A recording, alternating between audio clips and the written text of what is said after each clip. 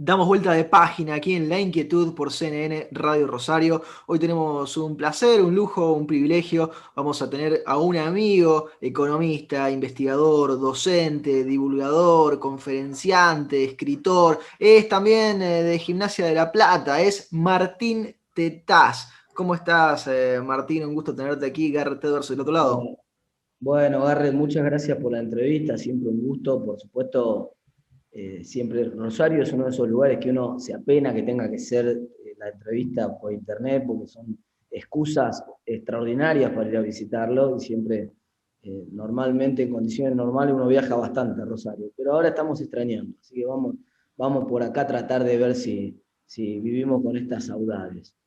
Ya te tendremos de vuelta seguro en persona, Martín, por acá en Rosario.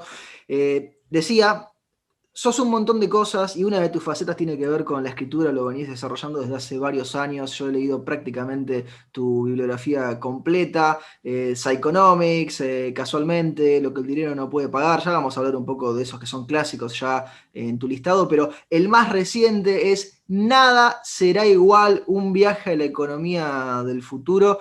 Salió hace muy poquito tiempo, está ahí recién salido del horno con un título muy evocativo. ¿Por qué nada va a ser igual, Martín? Bueno, el libro tiene dos grandes ejes. Uno de los ejes es la inteligencia artificial. Yo empecé a pensar estos temas allá por el 2013, fui a una conferencia de gente de la Universidad de la Singularidad y me quemó la cabeza. Yo no sabía ni qué era. Tuve que googlearlo para ver qué era la Universidad de la Singularidad. Ahí descubrí que singularidad era el punto en el tiempo a partir del cual la inteligencia artificial ya nos domina y hace cualquier tarea mejor que nosotros, ¿no? Y lo que empezó a pasar es que ese tiempo parece empezar a adelantarse, digamos. Uno empieza a ver un montón de creaciones de valor de la inteligencia artificial sin necesidad de trabajo. Esta es la primera gran revolución porque, digamos, ya por supuesto había industrias de costo marginal cero o costo marginal despreciable, pero esta posibilidad de que una inteligencia artificial, digamos, para decirlo de otra manera, eh, históricamente más bien los programas hacían lo que el programador le pedía que hiciera. Y la novedad de la inteligencia artificial es que las redes neuronales recursivas piensan, entre muchas comillas, ¿no? Y que realizan tareas de manera tal de que no podamos saber si son un ser humano o no, y entonces crean valor. Y ya hay inventos, yo cuento algunos en el libro que son producidos exclusivamente por inteligencias artificiales que fueron aprendiendo de alguna manera determinados patrones y descubrieron cosas. Y esos inventos crean valor, qué sé yo, por decir una cosa para la gente. Hay inteligencias artificiales que pintan como si fueran monedas. Entonces, y eso es crear valor siempre y cuando del otro lado haya alguien dispuesto a pagar por eso. Entonces, si hay valor de mercado para esas piezas fabricadas por una inteligencia artificial, tenemos una inteligencia artificial que es artista. Y después podemos tener otra inteligencia artificial que escribe y tantas otras cosas. Entonces, y ya tenemos, yo contaba recién, no dije cuál era el invento, pero estaba pensando en una inteligencia artificial que había diseñado un envase con unas propiedades bastante particulares que Sí. permitían almacenar mejor en la heladera, etc. Todo eso vale, el mercado lo valoriza y no tiene costo marginal, no tiene costo, no tiene trabajo del otro lado para ser fabricado. Y eso revoluciona dramáticamente toda la teoría económica, además, porque históricamente, bueno, toda la teoría clásica, desde Adam Smith hasta Ricardo, parten de la idea de que el trabajo es el factor clave para generar valor, de que el valor de los bienes depende del trabajo socialmente necesario para producirlos. Si ahora resulta que se puede producir bienes sin trabajo, toda la teoría marxista, por ejemplo, se cae, por si ya no se había caído, se cae como un castillo en naipes. Entonces, primero, el primer gran eje, el rol de la inteligencia artificial en la nueva economía, y el segundo gran eje es el de la uberización de la economía, que también es otro fenómeno que se aceleró muchísimo con la pandemia, donde primero empezó en el transporte, por eso Uber, ¿no? Y esencialmente, ¿qué es Uber? Bueno, un intermediario más eficiente. Junta, conecta mejor las puntas, pone de novio más fácil a consumidor y a productor, ¿no?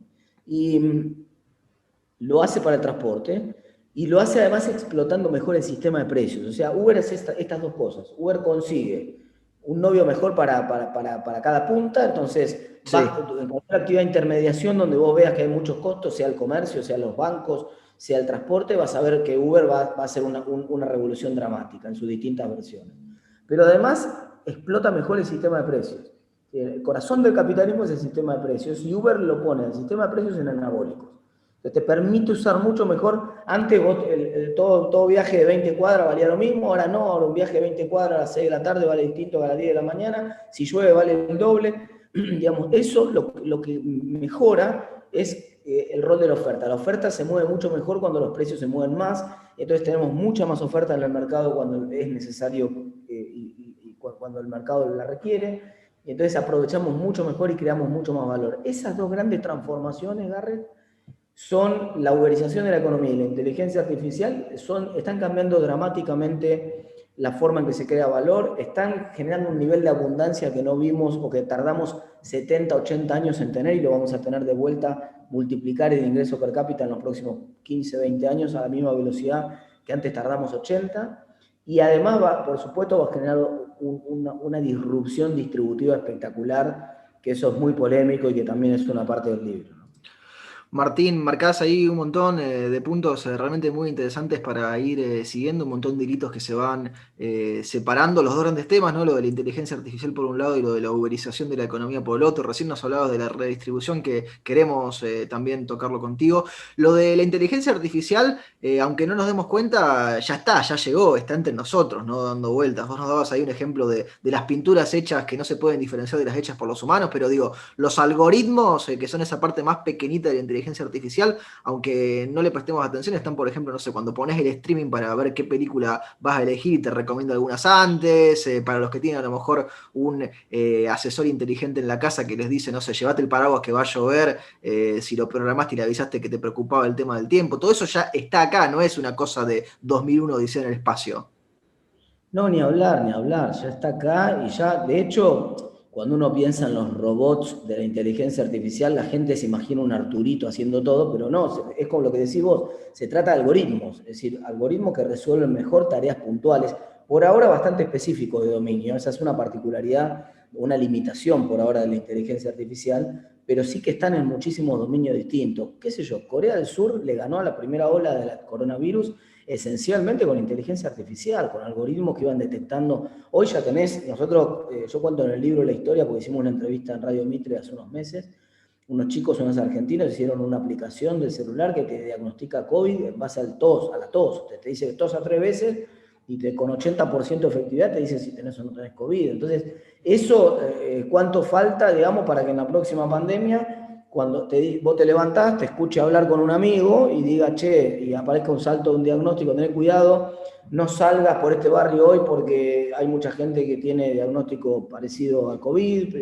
no tomes el transporte público, trabajá de tu casa, digamos, este tipo de cosas que son uno se lo imagina ciencia ficción, ya están acá. Ya hay gente explotando estas cosas acá y entonces eso un poco fue un quiebre entre cuando empecé a escribir el libro o empecé a pensar en este libro en el año 2013 hasta ahora. Era un libro de economía del futuro y Jorge Lanata hace poco me hizo una crítica que me dice, no, te equivocaste en la bajada del libro, no era, erraste, no era un viaje a la economía del futuro, era la economía del futuro, ya llegó o algo así, porque en realidad está más entre nosotros que en el futuro, ¿no?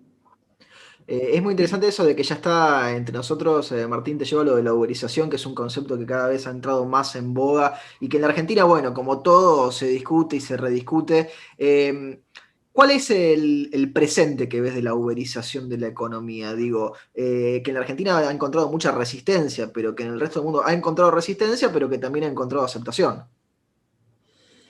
Mirá, hay dos cosas. Primero, por supuesto, toda revolución industrial genera detractores y gente, porque es schumpeteriana en el sentido de que destruye parte de lo que hay para crear algo nuevo. Entonces, por ejemplo, para mencionar otro caso de un cambio que ya está entre nosotros.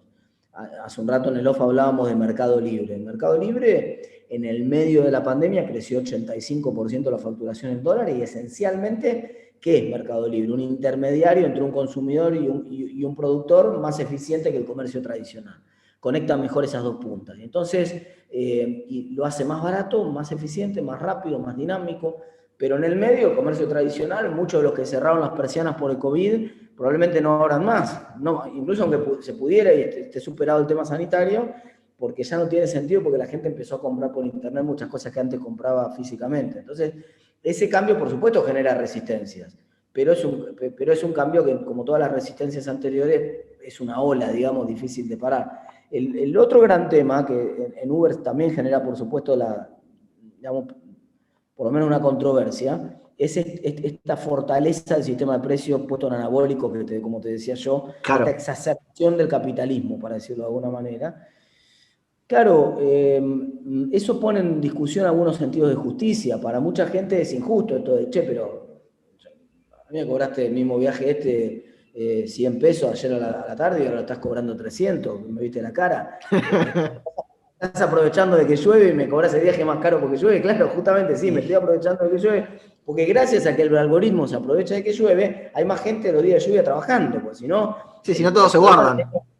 claro, el problema que tenía el sistema de precios tradicional era que daba mal la señal, era insuficiente. Entonces lo que le decía a la gente era que era igual de necesario, igual de escaso un taxi a las 6 de la tarde que a las 3 de la mañana, un día de lluvia que un día de sol, y eso no era cierto. Entonces, pero claro, hay un montón de costos de menú, de problemas de administración, de que es muy difícil cobrarle un precio a uno y otro precio a otro, pero todos esos problemas con la nueva tecnología desaparecen. Es muy fácil hoy cobrar un precio distinto, a pesar de que genera problemas.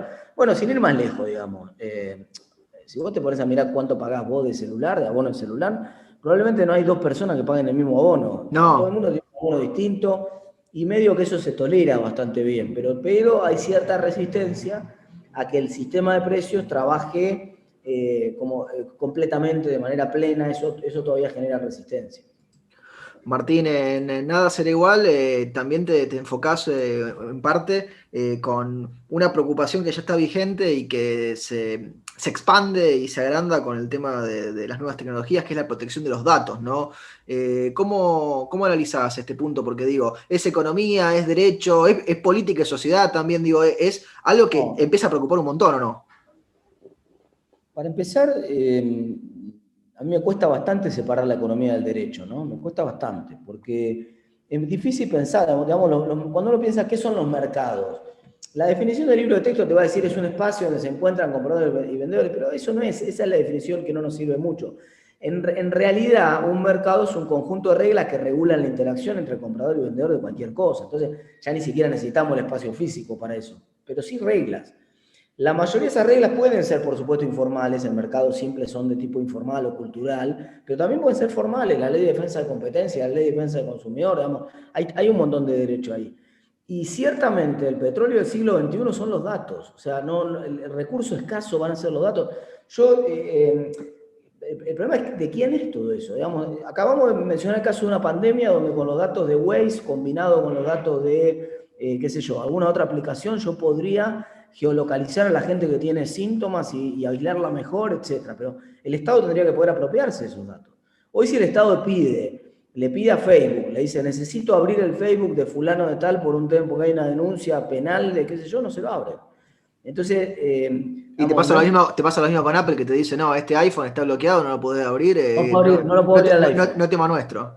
Bueno, exactamente. Entonces, ¿de quién son los datos? Entonces, evidentemente hay un regulador que está regulando hoy de quién son los datos, solo que no son los estados. Y esto es interesante, porque lo que está pasando con la nueva tecnología, que está poniendo en jaque, en debate, el rol de los estados. O sea, sí, alguien tiene que poner la regla, efectivamente, y efectivamente alguien las está poniendo la regla, solo que no están siendo los estados, están quedando de lado. Entonces, descentralizadamente, algunos de estos monopolios, porque tienen costos decrecientes, entonces se convierten en monopolios como Google, como Facebook, te van poniendo la regla.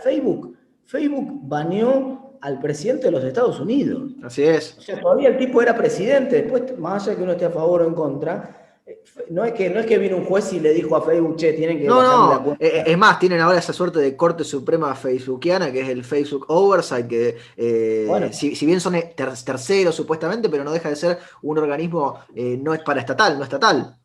entonces empieza a haber reglas de juego que se fijan y se forman en otros espacios que no son necesariamente los espacios de Estado, y insisto, y en ese debate es crucial a ver de quién son los datos.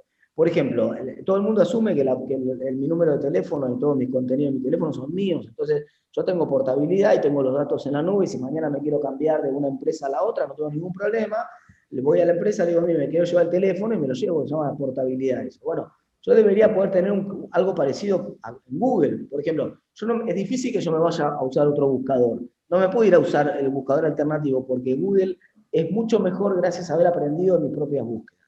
Pero esa información, ¿de quién es? ¿De Google o mía? Digamos. Entonces, hay todo un debate. Más en la última parte del libro discuto algunos temas que tienen que ver con la idea de la muerte, ¿no? De la idea de que la tecnología puede superar Sí. los límites de la muerte, inclusive la idea de que puede haber redes neuronales que aprendan a contestar como si fueran una persona que ya no Sí. está. Y Entramos ya está. en terreno Black Mirror. Sí, pero eso ya existe. Ya hay empresas que te venden la posibilidad de conversar con te arman un video que te hace de realidad virtual, donde vos interactúas con una persona que ya no está, ¿no? Entonces, es medio creepy todo eso, pero existe. Entonces, pero ¿quién son los datos de esa persona? Como la persona podría decir, no, mira, yo no quiero que lo que yo hice en mi vida se reproduzca después, o que alguien sea, yo quiero llevarme los datos a la tumba, o quiero que lo maneje fulano.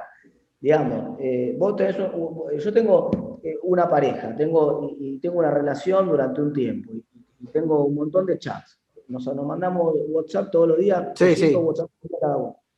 Es muy fácil que una inteligencia artificial, de hecho hay una que se llama Réplica que hace esto, es muy fácil que una inteligencia artificial aprenda a partir de los mensajes que nosotros nos mandamos, el patrón de interacción, y interactúe como si fuera otra persona. Entonces, pero yo podría entonces engañar a la otra persona, y en un momento que se rompe la relación, yo seguir haciendo, sería medio Sí, sí, para el psicólogo, ¿no? podés seguir la Pero, relación con el bot. exacto. Pero eso le podría molestar mucho a alguien, porque el otro podría Obvio. decir, mira, estás usando mi Soy intimidad. yo. Es mi versión digital basada en mí. Estás usando mi intimidad, todo el texto que tuvimos en intimidad, para hacer un robot que actúa como si fuera yo, pero ¿de quién son esos datos? ¿Son míos o tuyos? ¿Entendés? Entonces, hay todo un debate sobre quién es el dueño de los datos, que por ahora está en pañales, pero que yo creo que va a ser el gran debate de los próximos años. Me quedaba pensando, Martín, en todo esto. En algún momento a lo mejor hasta hay ministros de economía que son algoritmos y no seres humanos. Quizás son mejores, ¿no?, que los que hay en algunos Sería países. mejor, sí. Bueno, pero fíjate una cosa, una cosa interesante que yo comento en una parte del libro, ¿no? Que todavía el problema de los algoritmos es que le falta flexibilidad. Hmm. Los algoritmos son como protocolos, en cierto sentido. Aprenden el patrón, sí, y aprenden qué tipo de decisión tienen que tomar. No es un programa en el sentido, si A entonces B, si B entonces C, no es que están programados, sí, aprenden un poco el contexto y toman decisiones de alguna manera, por ejemplo, todos los algoritmos de autos autónomos. Claro. Nadie le dice al algoritmo autónomo que va a encontrarse en la próxima esquina, porque es imposible de saber. Lo que hace el algoritmo es aprender cómo conducir como si fuera una persona. Y el mundo es nuevo, enfrenta un mundo siempre nuevo. Ahora, en ese contexto de aprender con datos nuevos y de estar expuesto constantemente a información nueva, empieza a ser un poco desafiante, ¿no? Y un poco el punto que te estaba comentando en el libro es ese. O sea, pensar cómo hacer con esos algoritmos para empezar a crear valor, pero al mismo tiempo discutir, ponerse de acuerdo de quién son los datos que surgen de ese algoritmo, bueno, no parece para nada fácil, y hay obviamente mucho valor involucrado en el medio, ¿no? Y te traigo para la Argentina, pero todavía siguiendo en tema, Martín, esta economía del futuro, que también ya es la del presente, ¿cómo está la Argentina inserta o no en esa economía? Yo creo, bueno, recién te daba el ejemplo del Mercado Libre, ¿no? De cómo Mercado Libre había logrado crecer tanto en este último año. Uber también se recontra instaló en Argentina con las limitaciones de la ciudad y todo lo demás, pero Sí, igual se las ingenió para meterse. Entonces, la sensación que da es que esto no tiene límite, es muy difícil de parar, y que trasciende a los Estados-nación, digamos. Yo creo que hay un debilitamiento del Estado-nación en todo sentido. Ahora ya no tienen el monopolio de la moneda, está en debate con las monedas virtuales el monopolio de las monedas. Ya no tienen el monopolio de cobrar impuestos, tienen que empezar a coordinar. Ahora están en Estados Unidos pidiéndole al G20, che, coordinemos un impuesto global, porque ya a nivel nacional no pueden coordinar, no, tienen problemas. Entonces, me parece que se desdibuja mucho el Estado-nación, que hay una fortaleza del Estado subnacional y una fortaleza del Estado supranacional que está cambiando un poco la dinámica esta, y que por lo tanto no importa tanto si es Argentina, porque uno podría pensar, bueno, acá en Argentina estos cambios van a tardar en llegar, Argentina, probable en algunos sectores puntuales, qué sé yo, los autos autónomos, o mejor dicho, los camiones autónomos que ya pueden conducir carga, tal vez tarden un poquito porque Moyano se la va a ingeniar Y para ponerle algunos palos en ruedas. ahí la discusión por la normativa de regulación va a ser fuerte, imagino. Claro, por eso digo, pero igual tarde o temprano se van a imponer. Pero Entonces, por ejemplo, las impresoras 3D y que te pongan los ingredientes que te los compras, no sé, en el súper o online y le das la orden para que te cocine la impresora, eso en algún momento va a llegar o no, cuando esté. sí, es interesante porque eso, si uno mira la evolución de las impresoras 2D, el pronóstico es que en 10 o 15 años nos vamos a imprimir todas las cosas que necesitemos, no vamos a ir más a la ferretería, ¿no? Y vamos a hacer un montón de cosas, qué sé yo, desde una taza hasta la funda del celular, la vamos a imprimir nosotros directamente con el diseño que querramos, etc. Al mismo tiempo,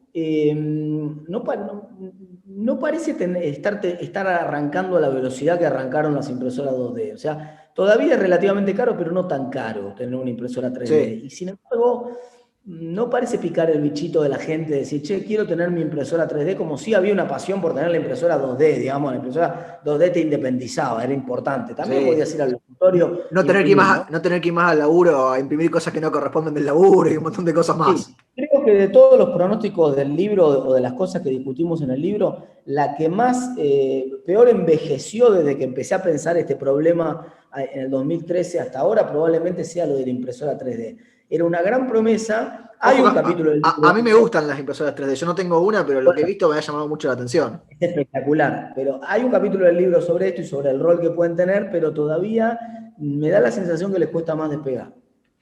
Yo no quiero usar la palabra progresión, pero sí hay claramente una conexión en lo que es tu obra, Martín. Cada uno de los temas siempre tiene que ver con alguna de las cuestiones que están en la frontera de la economía, en el sentido de lo último, de lo más avanzado, de las grandes discusiones, economía del comportamiento. Has visto cuestiones del azar y de las predicciones, cómo lo subjetivo impacta en cada uno. Yo nunca me olvido en lo que el dinero no puede pagar, ese capítulo que tiene que ver con saber cuánto ganan, por ejemplo, los compañeros de trabajo y cómo eso impacta o no impacta en cada uno de nosotros. Y ahora la inteligencia artificial y la uberización de la economía.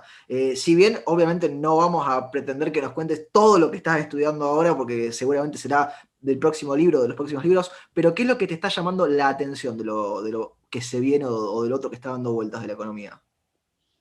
Mirá, el libro, este es un libro que pegó una vuelta, ¿no?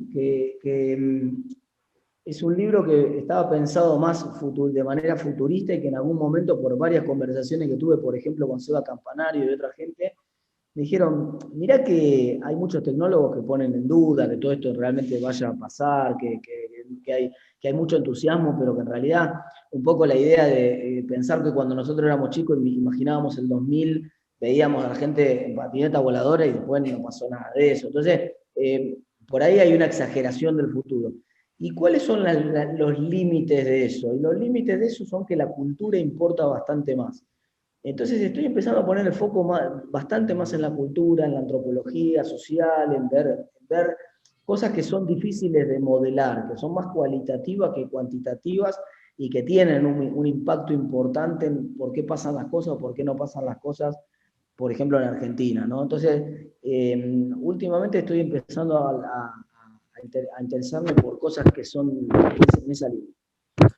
Antes de hacerte la última pregunta, Martín, nada será igual a un viaje a la economía del futuro. Se consigue en librerías en formato físico, se consigue en internet en formato físico para que lo manden, se consigue. ¿Cómo se consigue si alguien lo quiere comprar de los que De nos todas están las maneras escuchando? posibles. De todas las maneras posibles, porque primero en cualquier librería está, ahora se agotó, pero está esta semana entrando la reedición. Además lo puedes pedir por Mercado Libre, te llega a tu casa automáticamente, o lo podés bajar en Amazon si querés el ebook, y también ningún problema. O sea que de cualquier forma se puede consumir.